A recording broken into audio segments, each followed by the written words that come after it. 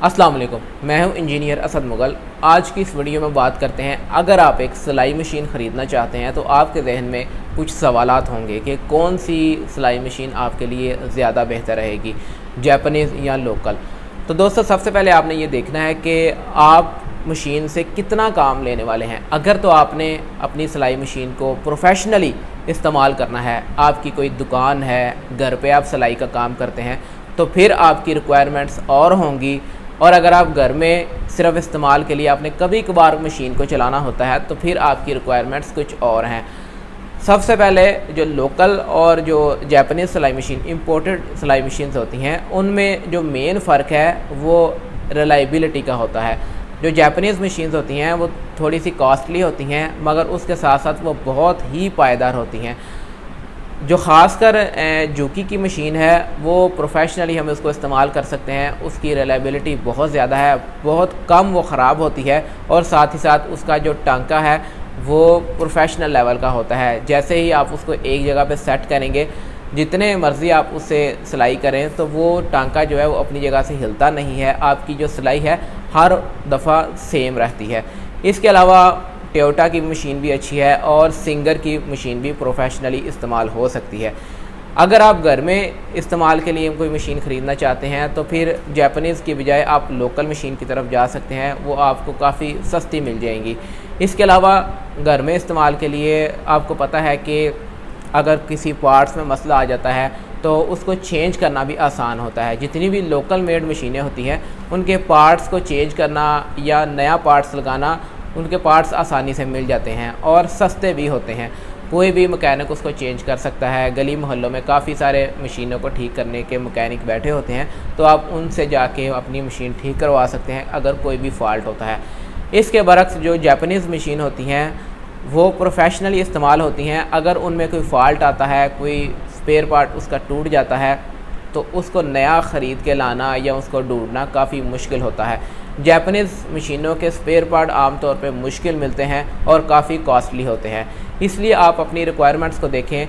अगर आप वाकई ही प्रोफेशनली काम करना चाहते हैं तो फिर आप उसके स्पेयर पार्ट्स भी ढूंढना आएंगे, और काफ़ी सारी उसकी मार्केट्स भी होती हैं जहाँ से वो ख़ास किस्म की मार्केट्स होती हैं जहाँ से आप उनको रिपेयर करवा सकते हैं।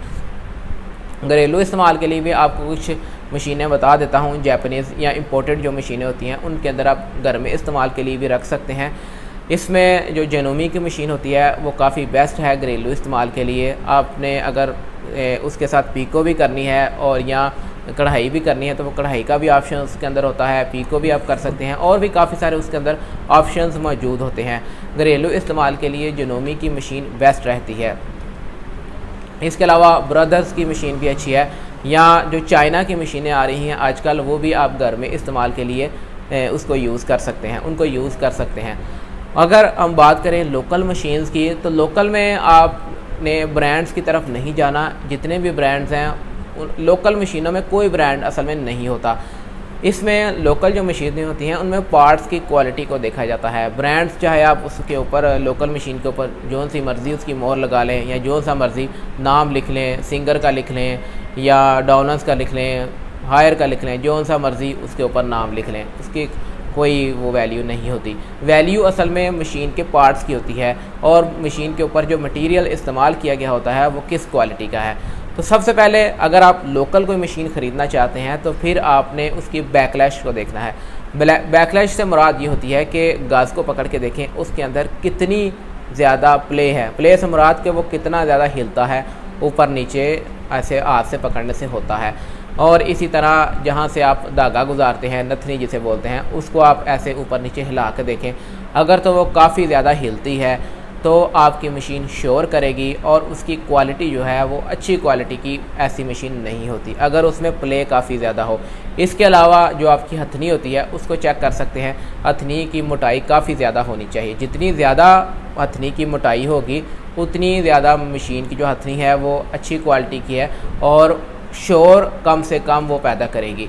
इसके अलावा मशीन को आप नीचे से देखें, जो उसका शटल वाला पार्ट होता है, शटल की केसिंग होती है, उसको आप गौर से देखें। अगर तो शटल की केसिंग के ऊपर उसकी क्वालिटी को चेक करें, जगह जगह पे क्रोम उतरा है या छोटे छोटे धब्बे बने हुए हैं, तो समझ जाएं कि वो जो शटल है वो अच्छी मेटल्स का नहीं बना हुआ। उसके अंदर काफ़ी ज़्यादा इम्प्योरिटीज़ है, मिलावट है, जिसकी वजह से वो आपको तंग करेगा।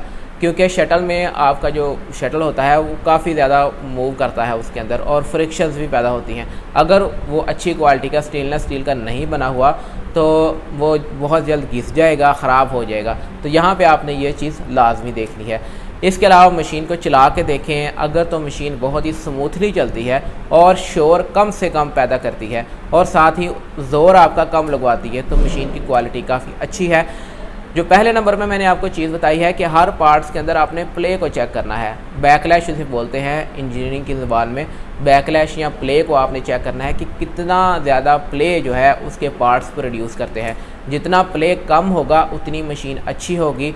और चला के उसको देखें, फ्रिक्शंस कम से कम होनी चाहिए। फ्रिक्शन से मुराद ये है कि आपका ज़ोर कम से कम लगना चाहिए, और इसके साथ साथ मशीन का जो शोर है, नॉइज़ है, वो बहुत ही कम होनी चाहिए। इसी तरह आप सारी जो मशीनें हैं, लोकल जो मशीनें हैं, उनको चेक करें।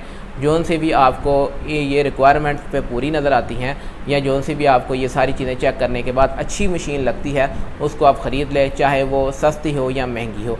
कीमत पे भी आपने नहीं जाना, और ना ही ब्रांड्स पे या कंपनियों पे जाना है, ना ही आपने उसके ऊपर जो स्टिकर उन्होंने बड़ा सजा के मशीनों को रखा होता है, इन चीज़ों को भी आपने नहीं देखना। आपने मशीन की क्वालिटी चेक करनी है। और दूसरे नंबर पे इसके अलावा जो मशीन बेचने वाला बंदा होता है, जिस मशीन में सबसे ज़्यादा उसको प्रॉफिट नज़र आता है, या कंपनी वाले उसको प्रॉफिट मुनाफा देते हैं, तो वो उसको ज़्यादा बेचने की कोशिश करता है। तो आपने उनकी रिकमेंडेशंस के ऊपर भी नहीं जाना कि वो आपको कोशिश करेंगे कि ये वाली मशीन ले लें या ये वाली ले लें, क्योंकि उनके जहन में प्रॉफिट होता है, उनके जहन में आपका फ़ायदा नहीं होता, उनको सिर्फ अपने प्रॉफिट से गर्ज होता है। तो आपने उनके रिकमेंडेशंस के ऊपर भी नहीं जाना, आपने खुद क्वालिटी को चेक करना है। दोस्तों, अगर आप कुछ पूछना चाहते हैं या बताना चाहते हैं तो मुझे नीचे कमेंट बॉक्स में ज़रूर पूछें और बताएं, मैं इंशाल्लाह बर वक्त रिप्लाई करूँगा। वीडियो पसंद आए तो काइंडली इसको लाइक ज़रूर किया करें, और अगर पसंद नहीं आती तो मुझे कमेंट बॉक्स में बताएं कि मैं आपके लिए किस तरह की वीडियोज़ बनाया करूँ। मिलेंगे इंशाल्लाह एक नई वीडियो के साथ, तब तक के लिए मुझे इजाज़त दें। अल्लाह हाफिज़।